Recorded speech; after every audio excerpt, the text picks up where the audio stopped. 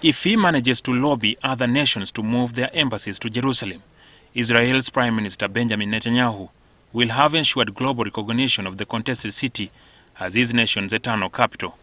And it appears he never loses a moment to try and put the moves on the countries he visits. The man, commonly known by friends as Bibi, was at it again during his visit to Entebbe, the city where his brother Jonathan fell to an Amin marksman's rifle during the raid on Entebbe in 1976. Netanyahu asked President Yoweri Museveni to establish an embassy in Jerusalem. You open an embassy in Jerusalem, I'll open an embassy in Kampala. To a section of the Ugandan community, the gesture is more than welcome. We believe in cooperation with Israel because Israel has managed to tame the desert. However, James Mugume, 43-year veteran of the diplomatic corps, who until recently led the civil service at Uganda's Foreign Affairs Ministry, urges caution.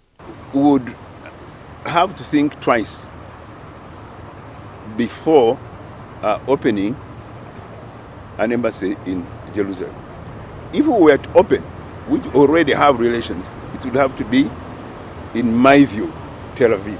Jerusalem is a contested city between Palestine and Israel, with occupied Palestine claiming the eastern part as the capital of any future state they may have. The Israeli government under Netanyahu has been lobbying governments to move embassies from the United Nations recognized capital Tel Aviv to Jerusalem following the recognition on 6 December 2017 of Jerusalem by the President of the United States, Donald Trump.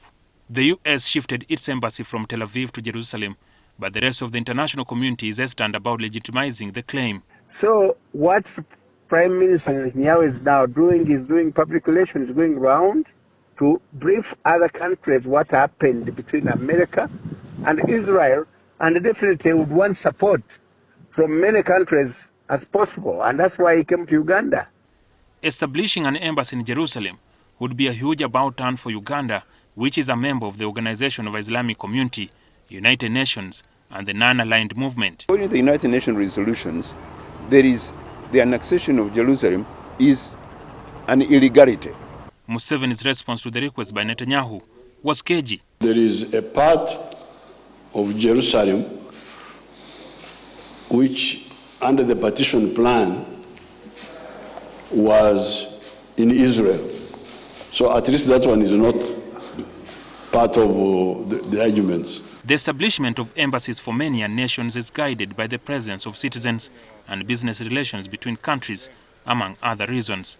So there is an opportunity for tourism and business. You've seen about Israeli technology in terms of agriculture and all of that. So there are business opportunities which could be exploited between our two countries. Jackson Onyango, NTV.